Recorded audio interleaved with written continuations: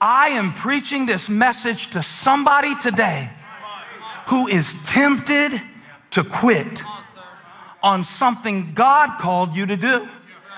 And I understand how people love to take a sermon and put their initials on it for whatever they want it to mean. Trust me, I've seen it happen over and over and over again. So you haven't smoked in 3 weeks, but then I preached on don't quit, and you go get a pack right after I preach because the pastor said don't quit. I know how y'all are. Y'all are real shifty sometimes with these scriptures, real slippery sometimes with these scriptures, real manipulative sometimes with these scriptures. But please let us reason together at the mercy seat. I'm talking about quitting on what God called you to do. And the picture is of a man that God called to deliver a nation, but he was almost killed before he even had the opportunity to be called. And this helps me understand why some of the people who have the most significant purpose to accomplish for the kingdom of God go through the heaviest attacks at the formative stages of their life.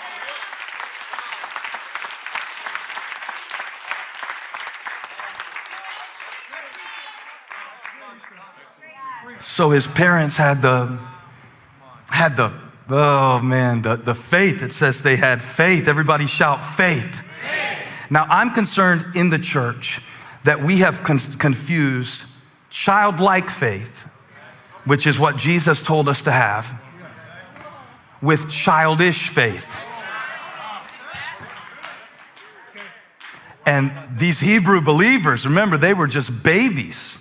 They were still being weaned off the sacrificial system that Moses instituted. See, in Moses' sacrificial system, you may know a little bit about this. I'm not going to go into great depth about it, but their sin was atoned for by the blood of bulls and goats. Their sin was atoned for by the offering that was made by the high priest who had to do it every year. And so the theme of the book of Hebrews is that Jesus Christ is superior to the Mosaic covenant, to the Mosaic commandments, to the Mosaic customs.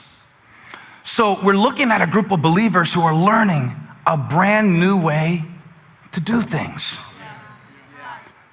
And in their embrace of Jesus Christ, you know, in order to walk in this new way of life that Christ offers, it involves a letting go of what they have known. Now that they have a new identity, see, they're transitioning their identity from being justified by the law, which doesn't work. It doesn't work. You can't even keep the speed limit. Please don't look at me like you can keep the law. Be holy as he is holy. So the law was just designed to bring us to the place where we would know our need for grace and receive it. Right? So that you would quit trying to keep the commandments in your own strength so that you could receive the grace of God through the person of Jesus Christ. And this is the gospel, and it still works today. And you can be forgiven of your sin without a bull, without a goat, without a turtle dove. I don't need another high priest. I don't need somebody to change their mind about me. Whoever calls on the name of the Lord will be saved. You can be forgiven right now. Not 7 steps, not 3 classes, not 10 years of sobriety, but right now he can save you. Right now. And yet they are being tempted as God is birthing the church into the world to return to the thing that they were set free from. Okay, we talked about hidden significance. Let's talk about conflicted identities.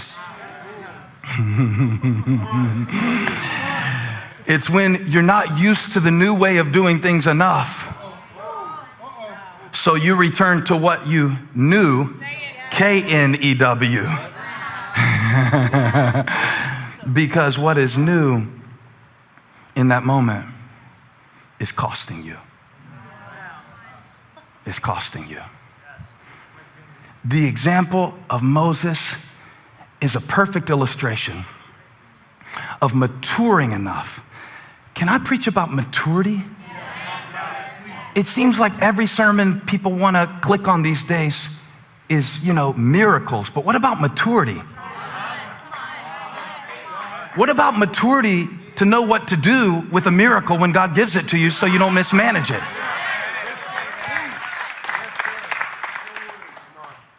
And in Hebrews 11, there is a picture of a prophet. Moses was a prophet. He's not your typical prophet. In fact, I thought the writer of Hebrews was pretty nice to Moses when he explained his story. And I want to show you that now, because there's a lesson even in this. All I'm deciding to do is figure out what not to tell you today, because there's so much good stuff in here. So let me give you a contrast. This will be good. In verse 27, by faith Moses, when he had grown up, I read you this, but I'm reading it again for a reason. He refused to be known as the son of Pharaoh's daughter. He chose to be mistreated along with the people of God rather than to enjoy the fleeting pleasures of sin. I can't stop there. 26. He regarded disgrace for the sake of Christ as of greater value than the treasures of Egypt, because he was looking ahead to his reward. Okay, this is a description or a picture of maturity. In Acts chapter 7, it tells us that Moses was 40 years old when he made the decision to be identified with God's children, not the Egyptians that were oppressing them. Now, there's a lot of great stuff in the backstory that won't make time to get into the message today about how his parents floated him down the Nile River in a basket. The same Nile River he would turn into blood 80 years later. He floated on to survive when he was a baby. And I thought about preaching faith to float, because sometimes you feel like you're floating between two things, waiting to see what it's going to be. And I thought about preaching that, but I have discipline, and I'm only going to preach one message today. And this message is about how one day Moses makes a decision to be identified not with the Egyptian who raised him, but with the parents that birthed him. This is not primarily a racial text. This is not primarily a nationalistic text. Conclusions could be drawn in those directions. But what's really happening here is about Moses choosing what he will be defined by. And I want you to realize in your life today that you have a decision about what you will be defined by. Even though his early life was defined by an assassination attempt, even through the trauma of floating through a basket. Some of us end up in therapy because our pampers were slightly too tight. This man was floating down a river in a basket coated with tar. And even though his life began with trauma, he made a decision in this moment that I will not be defined by something that I have become bigger than.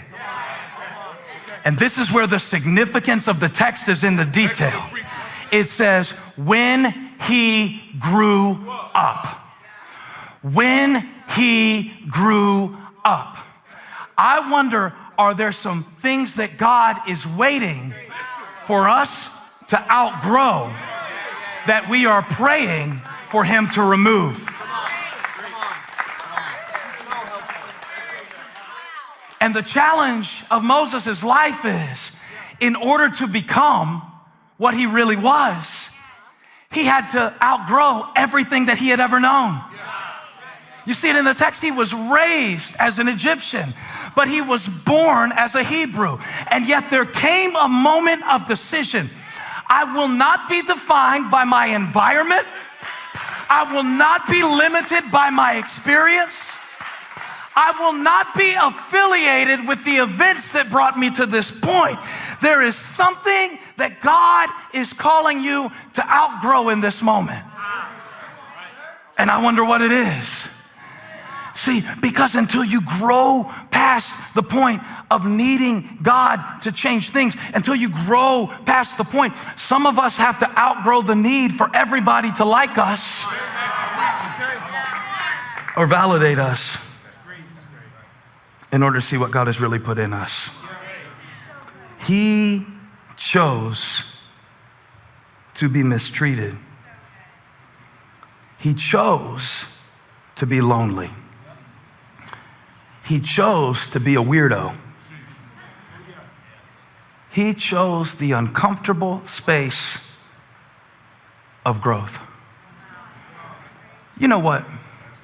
Growth is chosen. Not change. Change will slap you right in the back of your head. Change will kick you right, anyway, change will kick you in the shin. I'm editing as I go. I'm editing the sermon for consumption for the mass market. But growth is chosen. Growth is chosen. And in the moment, he has a decision to make, and so do you. And so did the Hebrew Christians. Do we outgrow what we've known so we can become who we really are?